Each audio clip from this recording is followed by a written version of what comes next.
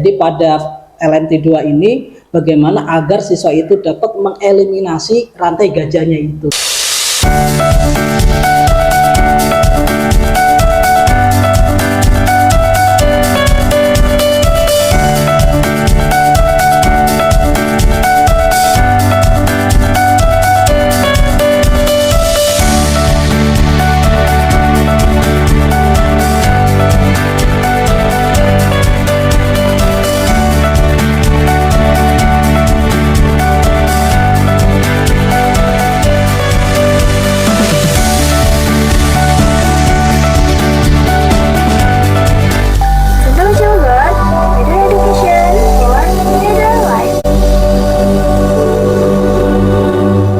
Assalamualaikum warahmatullahi wabarakatuh.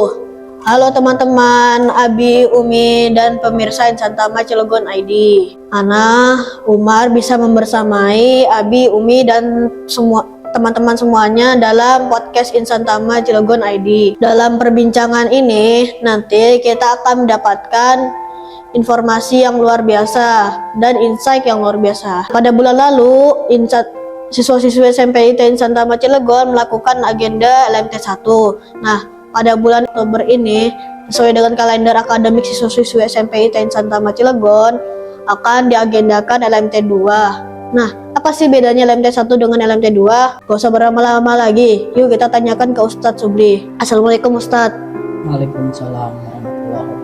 Alhamdulillah, syukron Ustadz yang sudah menyempatkan hadir untuk menemani Ana di podcast Insan Tama Cilegon Talk. Silahkan Ustadz boleh menyapa dulu sahabat Insan Tama Cilegon. Ya, terima kasih Kak Umar. Assalamualaikum sobat Insan Tama Cilegon semuanya. Senang bisa hadir di studio ini bersama Kak Umar ya. Nah Ustadz, seperti yang Ana tadi sampaikan bahwa bulan lalu siswa-siswi SMP Insan Tama Cilegon telah melakukan agenda LMT1. Pada bulan Oktober ini akan diagendakan LMT2. Nah, apa sih bedanya dengan LMT1 dengan LMT2?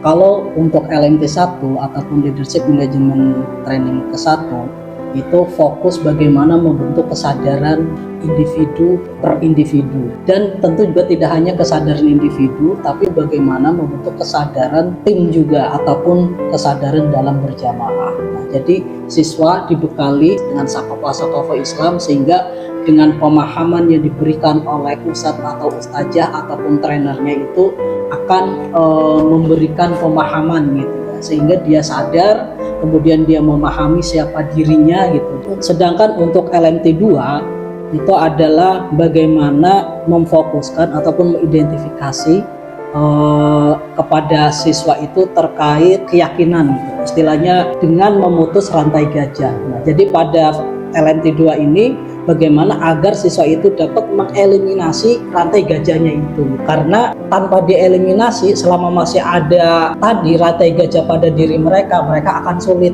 untuk berkembang, sulit untuk berimprovisasi ataupun untuk bangkit gitu ya, dengan mengembangkan potensinya yang ada pada diri mereka.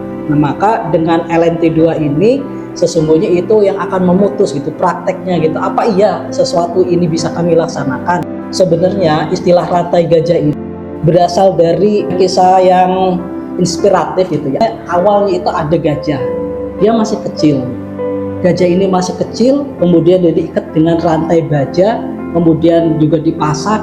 Nah, kemudian rantainya ini dibiarkan lama mengikat gajah tersebut gitu ya, sejak dari kecil.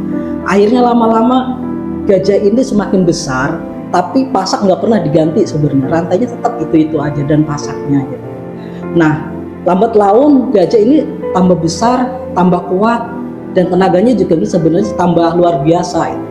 Namun karena ada rantai gajah semenjak dari kecil sampai dewasa, sebenarnya diganti dengan rantai kecil pun dia tidak bisa melepasnya gitu, rantai yang mengikat dia. Padahal dengan tubuh dia yang sangat besar gitu ya, tenaganya yang besar, sebenarnya dengan gampang rantai itu bisa putus. Nah, karena ada yang membelenggu tadi sejak dari kecil, nah jadi ibaratnya kayak gitu, sejak dari kecil sampai dewasa rantai itu tidak terlepas dari mereka. Akhirnya mereka sulit untuk berkembang karena merasa ada penghalang. Wah, saya tidak bisa, saya nggak mampu melakukan ini, melakukan itu ya, karena memang ada sesuatu yang membatasi pada diri mereka dalam psikologinya, maka disitulah dinamakan istilahnya rantai gajah. Nah, jadi kita fokus untuk mengeliminasi itu. Oh begitu ya Ustadz. Jadi filosofinya itu adalah melepas rantai gajah. Ya. Nah, salah satu kegiatannya adalah melakukan long march. Ya. Kemana saja rutenya dan apa target yang ingin dicapai dari kegiatan LMT2? Untuk rute kali ini, untuk LMT2 ini, diantaranya itu kita start dari Kubang Laban ya, dari sekolah sendiri, dari sekolah terus ke Jalan Kapten Tendian ya, dari arah RSUD, arah Jalan Tujuh Negara, kemudian Pecep terus ke sana Purwakarta, arah Purwakarta. Dari Purwakarta itu nanti kita akan masuk ke wilayah daerah Palem sana. Kita melalui jalur itu, kemudian target yang akan kita tempuh kurang lebih itu jauh 30 km. Kita ada satu yang kita kunjungi ataupun lembaga itu adalah FT Untirta. Dari situ nanti kita akan balik lagi ke sekolah itu. Semoga Ana dan teman-teman bisa mencapai semua targetnya Ustadz. Mohon doanya. Untuk waktu pelaksanaan tanggal berapa Ustadz? Untuk waktu pelaksanaan insya Allah akan dilaksanakan pada tanggal 29 Oktober yaitu hari Rabu. Adapun untuk keberangkatan ataupun start kita mulai dari jam 6.30. Insya Allah kita udah berangkat ataupun start dari sekolah menuju tujuan, yaitu nanti ada salah satu lembaga yang kita kunjungi, di antaranya adalah Fakultas Teknik Untirta Cilegon. Nah, kemudian setelah itu diperkirakan sampai sekolah itu waktu asar ataupun jam 16-an lah ya, paling telat ya 16.30 insya Allah. Nanti ada agenda long march, berarti siswa-siswi SMP ITN Santama Cilegon membutuhkan stamina yang bagus. Nah, ada nggak sih yang perlu disiapkan oleh siswa-siswi SMP ITN Santama Cilegon sebelum pelaksanaan LMT2? Ada Kak Umar, jadi ada beberapa persiapan yang dilakukan sebelum hari H. Di antaranya yaitu siswa itu pembiasaan dulu ataupun dikondisikan gitu ya.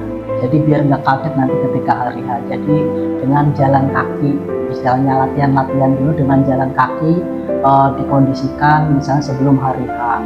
Kemudian setelah pembiasaan ataupun latihan jalan kaki itu bersama ustadz atau ustazah di sekolahnya, ada juga pas waktu pelaksanaan itu nanti disesuaikan untuk konsumsi suplemennya agar bisa membantu membooster tenaganya gitu ya. Salah satunya dengan mengkonsumsi air nebes, salah satunya yaitu air nebes yang terbuat dari kurma dan madu. Nah, itu harus dikonsumsi agar tenaganya kuat gitu ya.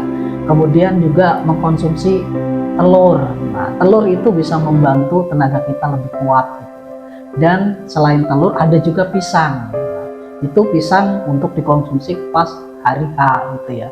Nah, jadi dengan makanan-makanan itu insya Allah itu juga bisa membantu ya. Jadi pas hari H-nya.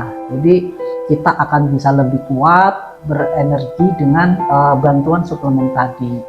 Nah, selanjutnya sebelum pemberangkatan itu peserta ataupun siswa itu dilarang untuk sarapan dulu. Kenapa? Biar lebih kuat. Jadi itu tekniknya ataupun cara yang dipersiapkan. Ustadz yang sudah meluangkan waktunya untuk menemani Ana di podcast Insantama Cilegon Talks. Syukron kepada Abi, Umi, dan para pemirsa Insantama Cilegon ID yang jangan lupa subscribe, like, dan komen di YouTube Insantama Cilegon ID. Ana, Umar, izin pamit undur diri. Kurang lebihnya mohon maaf. Wassalamualaikum warahmatullahi wabarakatuh. Waalaikumsalam warahmatullahi wabarakatuh.